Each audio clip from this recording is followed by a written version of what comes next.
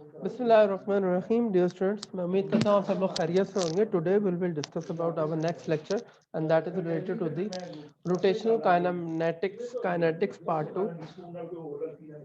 इस लेक्चर के अंदर जो है हम डिस्कस करेंगे कि किस तरह से आप जो है वो रोटेशनल मोशन को डिस्कस कर सकते हैं पार्ट 2 को इसके अंदर।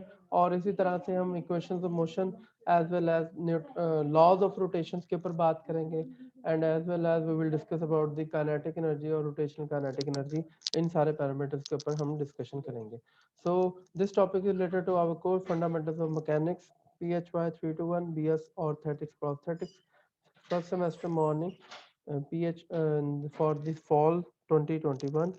So in the last lecture we have discussed about the rotational motion 1, in which we have discussed about the angular position and radian relationships, and then we have discussed about the angular displacement, angular velocity, angular acceleration, as well as rotational motion under constant angular acceleration.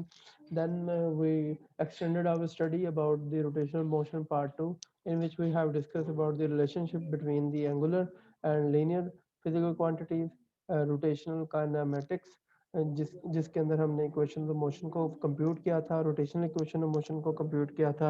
And in the last lecture we have discuss about the rotational kinetics part 1, जिसके अंदर हमने turning effect, rotational inertia और इन सारे factors को मद्देनजर रखा था। और इसके अंदर हमने फाइंड आउट किया था कि किस तरह से जो है वो मैथ जो है वो रिजेंबल करता है रोटेशनल इनर्शिया के साथ जब आप रोटेशनल मोशन में आते हैं।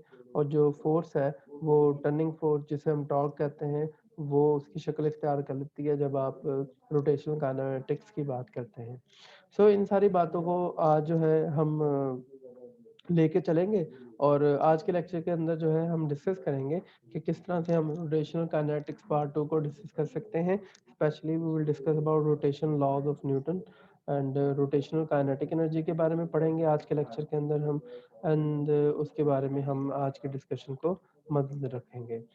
इन the last, so let's start with the rotation laws of Newton. जिस तरह आपके पास रेक्टिलिनियर मोशन के लिए न्यूटन्स के लॉ हैं, इसी तरह रोटेशनल लॉज भी अवेलेबल हैं। As you can see here, according to the Newton's first law of rotation, so a body undergoes uniform rotational motion or in rest will continue its motion until, or rotational motion until external torque change its state, or change its state of motion or rotational state। तो याद रखें कि जिस तरह आपके पास एक rectilinear motion थी जिसके अंदर बॉडी जो है या तो रेस्ट पे रहती थी या फिर वो हम एक कांस्टेंट वेलोसिटी से मूव करती रहती है, तो वो उसी तरह से मूव करती रहेगी जब तक कोई एक्सटर्नल फोर्स उस पर अप्लाई नहीं करती। In the same way we have the same definition here. इसके अंदर हमने रोटेशनल मोशन की जगह रेक्टिलिनियर मोशन की जगह रोटेशनल मोशन का वर्ड ऐड किया है, जस्ट है। So the definition is a body undergoes uniform rotational motion और in rest will continue its state of rotational motion until external torque change its state or state of motion. So as you can see here we have different situations here, जैसा कि ये आपके पास helicopter है, it is also in rotational motion है। इसी तरह ये आपके पास बॉय है, he is rotating the plate over his finger, तो ये भी आपके पास रोटेशनल मोशन है। In the same way the fan is rotating. तो ये सारी सिचुएशन जो है वो कंटिन्यूस रोटेशनल मोशन की एग्जांपल्स है। इन एवरी सिचुएशन जब भी आप इसकी किसी भी स्टेट ऑफ मोशन को रोटेट करने की कोशिश करेंगे तो ये कंटिन्यूसली इसके ऊपर कोई ना कोई टर्निंग इफेक्ट रिक्वायर होगा जो इसकी स्टेट ऑफ मोशन को चेंज करने के लिए रिक्वायर है। तो this turning effect will also require to slow down और to stop this rotating bodies, और उसके लिए हमें टर्निंग इफेक्ट अप्लाई करना पड़ेगा। So what is actually taught by the quantitative analysis with respect to the turning effects?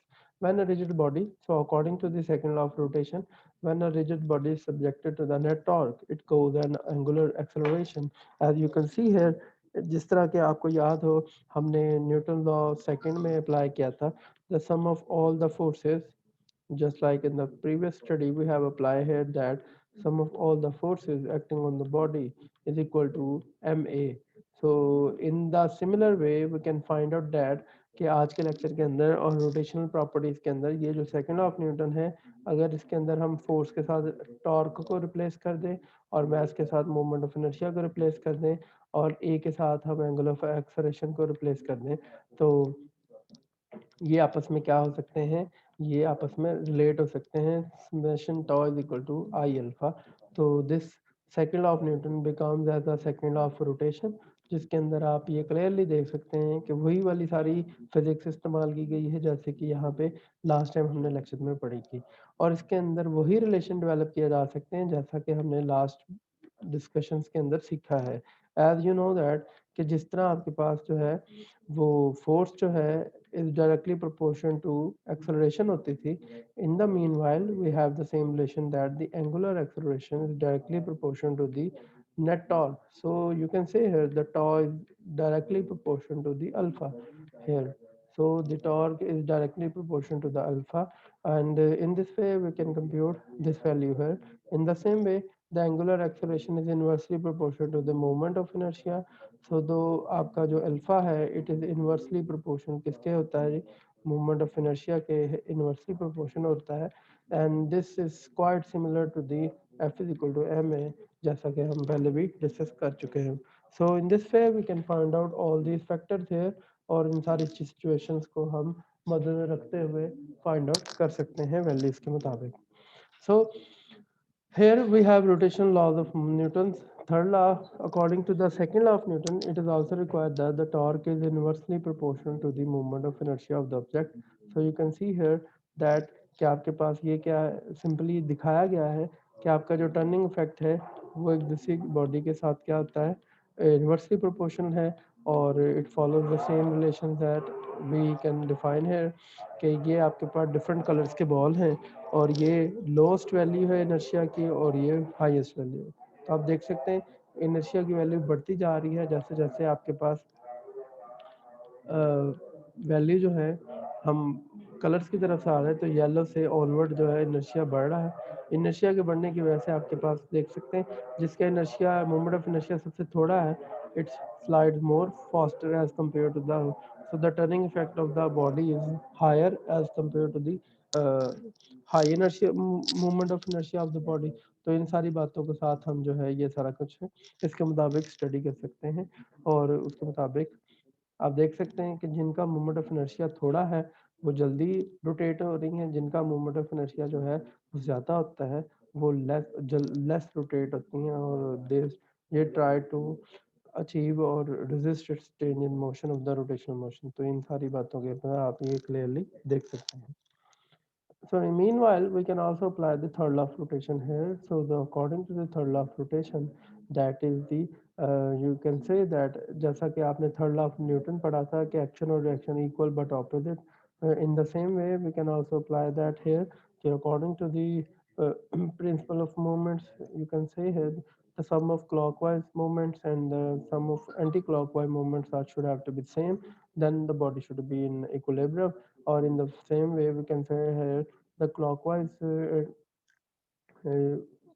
जो है torques जो है वो आपके बराबर होने चाहिए किसके जी, एंटी क्लॉकवाइज टॉर्क्स के बराबर होने चाहिए। Then you can say that the body in equilibrium when object is in equilibrium the sum of anti clockwise moments about the turning point must be equal to the sum of clockwise moments. तो इस हवाले से ये आपके उससे क्या होते हैं, बराबर रहते हैं।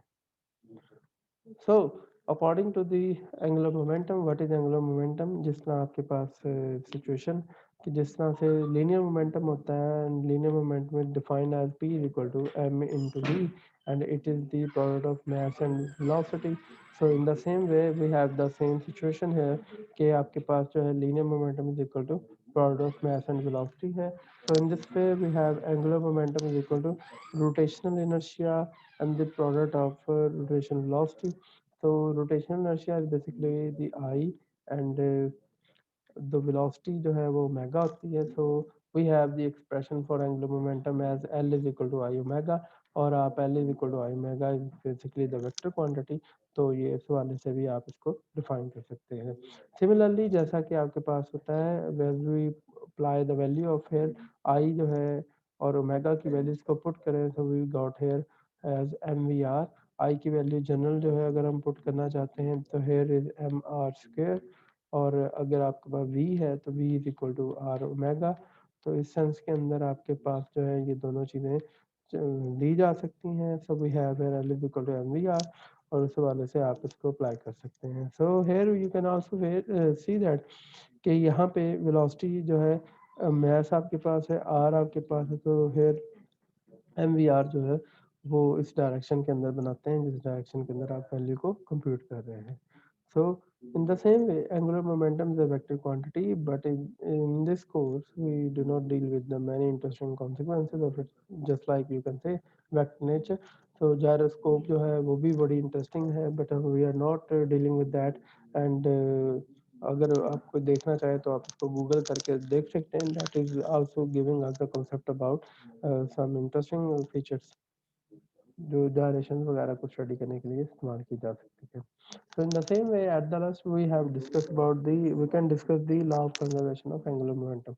Meanwhile, जैसा कि आप लोगों ने पढ़ा हुआ है कि एंगुलर मोमेंटम जिस तरह लीनियर मोमेंटम कंजर्व होता है जब दो बॉल्स स्ट्राइक करते हैं आपस में, इन the same way the net external torque acting on the system is zero. अगर आपके पास जो है किसी किस्म की कोई टर्निंग फैक्टर है वो अप्लाई ना कर रहा हो टॉर्क का, तो the total angular momentum of the system is constant और या कंजर्व होगा तो उसको हम कहेंगे कि कंजर्व है. जैसा कि आप देख सकते हैं कि दिस फर्स्ट इमेज जैसा कि this person is lifting the dumbbells, ये इन्होंने डंबल वेट उठाया हुआ है और ये एक चेयर पे रोटेट कर रहे हैं, रोटेटिंग चेयर है आपके पास. एज यू कैन सी कि जैसे ही ये पर्सन जो है अपने हैंड को एक्सटेंड करता है, खोलता है, तो ये स्लो डाउन हो जाता है और जैसे ही वो बंद करता है तो इसकी स्पीड ज़्यादा हो जाती है. ऐसा क्यों हो रहा है एक्चुअली? जैसे ही वो अपने हैंड्स को खोलता है तो उसकी वजह से उसका आर जो है वो इंक्रीज हो जाता है. आर के इंक्रीज होने की वजह से एज यू कैन सी है moment of inertia is basically the M R का स्क्वायर.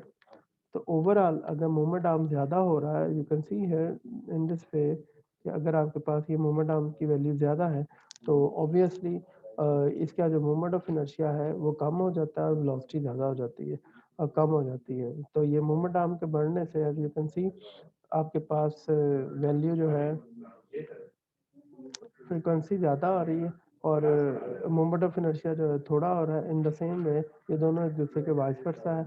तो उस हवाले से जो है आपके पास जो टोटल वैल्यू है वो देखी जा सकती है कि आर के कम होने से आई जो है वो कम हो रहा है और आई के कम होने से जो है मोमेंट ऑफ फ्रीक्वेंसी जो है वो ज़्यादा आ रहा है, जिसकी वजह से आपके पास जो है ओवरऑल वैल्यूज जो है वो बढ़ जाती हैं और आपका इनिशियल मोमेंटम और फाइनल मोमेंटम ओवरऑल सेम रहता है. In the same way you can see here कि आपके पास जैसे ही वो पर्सन हैंड श्रिंक करता है अपने और अपनी बॉडी तक महदूद कर लेता है तो वो उसकी जो रोटेशन है वो तेज़ हो जाती है और उसकी वजह भी यही है. This is due to the law of conservation of angular momentum. So in the same way जब कोई बॉडी रोटेट करती है तो ऑब्वियसली मोशन की वजह से जो एनर्जी होती है बॉडी के अंदर वो काइनेटिक एनर्जी होती है. अगर वो रोटेट कर रही होगी तो it is called rotational kinetic energy. An object rotating about z-axis with an angular speed omega has rotational kinetic energy. The total rotational kinetic energy of the body of the rigid body is the sum of all type of energies. You can say है कि जितने भी particle हैं, for example अगर आपके पास M आई particle है तो ये बॉडी जो है वो मैनी पार्टिकल से मिलकर बनी हुई है. तो इस तरह के बेशुमार पार्टिकल्स होंगे तो हम अपनी आसानी के लिए उस बेशुमार जो मैनी पार्टिकल्स हैं उनको हम एम आई से रिप्रेजेंट कर रहे हैं और उनके पोजीशन वेक्टर को हम रिप्रेजेंट करते हैं आर आई के साथ. So as an average we can say that sum of all the kinetic energy is equal to rotational energy. तो ये बराबर होगी sum of all the ith elements in the body or 1 by 2 m ith mass r ith position vector r square and omega square. So the total rotation of kinetic energy is equal to 1 by 2 m I r I square omega square 1 by 2 I omega square. So in this way we have the rotational kinetic energy is equal to 1 by 2 of I omega square. तो ये आप replace कर सकते हैं. अगर आप गौर करें तो इनकी काइनेटिक एनर्जी और ये दोनों वैसे ही हैं जैसे आपके पास वैल्यू है. तो m is replaced by the i here तो and v is replaced by the omega here. तो उस हवाले से आपके पास ये दोनों चीज़ें सेम हैं where i is called the moment of inertia और ये रोटेशनल काइनेटिक एनर्जी का यूनिट भी जॉउल होगा। याद रखें, एनर्जी किसी भी टाइप की हो, उनका जो यूनिट होगा हमेशा वो क्या रहेगा, जॉउल होगा। Similarly we can also find out that कि वर्क डन जो होता है वो एक्चुअली तौर पर वर्क एनर्जी थ्योरम भी डिफाइन कर सकते हैं कि वर्क एनर्जी थ्योरम के मुताबिक कि जो नेटवर्क होता है एक्चुअली वो change in the kinetic energy है, और जो चेंज इन काइनेटिक एनर्जी है वो वर्क डन में सर्फ होती है। So this is also called the situation kf minus ki kinetic energy final minus initial is equal to half mv f square minus vsi। ये वो case है जिसके अंदर हम रेक्टिलिनियर मोशन रखते हैं। अगर आप इसी सिचुएशन के अंदर देखें तो वर्क एनर्जी थ्योरम जो है उसके मुताबिक तो आप इसको कन्वर्ट कर सकते हैं चेंज इन वर्क डन बराबर एफ डॉट डी एस। तो उस वाले से तो it can be converted into the power, और वर्क डन को आप पावर में भी ट्रांसफॉर्म कर सकते हैं, and power is basically the rate of doing work, और ये एफ डॉट बी एस की फॉर्म में भी निकाला जा सकता है। ये वो एक्सप्रेशन है जो आमतौर पर लीनियर मोशन के लिए होता है। अगर आप रोटेशनल मोशन की बात करेंगे then the situation will be like this. अगर प्योरली रोटेशनल मोशन है तो इसका मतलब ये पहले वाली कंडीशन होगी जिसके अंदर आपके पास बॉडी जो है रोटेट कर रही है और उसका सेंटर ऑफ मास मूव कर रहा है। So the net will be equal to change in kinetic energy of the centre of mass के हिसाब से है। तो रोटेशन को हम किस तरह से ऑब्जर्व कर सकते हैं, इसके सेंटर ऑफ मास के हिसाब से। अगर बॉडी जो है वो रोटेट भी कर रही है, ट्रांसलेट भी कर रही है, तो इस सिचुएशन के अंदर जो है हमें दो चीज़ों को मद्देनजर रखना होगा। एक तो है कि जिस बॉडी के साथ वो बॉडी मूव करती है और ये सेंटर ऑफ मास है। तो अगर आप किसी भी बॉडी की centre of translatory motion study करना चाहते हैं तो it's a very simple technique कि आपने इस बॉडी के सेंटर ऑफ मास को ऑब्जर्व करना है। अगर सेंटर ऑफ मास जब अपनी पोजीशन चेंज करता है तो आप इस सिचुएशन को कहेंगे कि बॉडी ट्रांसलेटरी मोशन कर रही है। अगर सेंटर ऑफ मास के गिर्द ही बॉडी घूम रही है तो आप कहेंगे ये रोटेशनल मोशन है। अगर बॉडी अपना सेंटर ऑफ मास भी चेंज करे और रोटेशन भी करे साथ साथ तो इसको हम कहेंगे रोटेशन प्लस ट्रांसलेटरी मोशन। और इसके अंदर दो तरह की एनर्जीज होंगी जैसा कि आपने देख सकते हैं।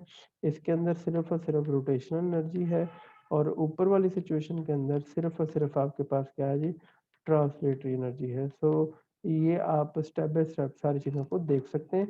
In the first situation, we have pure translation. In pure translation, we just have only the half mvf square minus mvi square is equal to the work, net work here. But for the case of pure rotational motion, we have here the work done is equal to change in kinetic energy, and this change in kinetic energy this time is basically the rotational one, और आप इसको final minus initial की form में compute करते हैं। And you can for apply here कि आपके पास रोटेशनल एनर्जी जो होती है 1/2 half W omega F square minus half I omega I square के हिसाब से ली जा सकती है। In the same way we can also apply here that pure rotation plus pure translation. तो चेंज नेट एनर्जी जो वर्क डन है it is equal to the total total rotational energy minus here we have the total rotational one। so इन सब को हम add कर सकते हैं, and half I mega F square minus half M V F square minus half I square minus half. तो हम सारी चीज़ों को रीअरेंज करके total value of the work done निकाल सकते हैं, और इस तरह से हम अपनी वैल्यू को फाइंड आउट कर सकते हैं।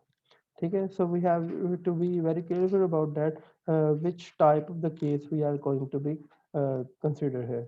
If you have only the pure translation then you have to consider the first part. If you have only pure rotational motion then you have to consider the second part of the problem.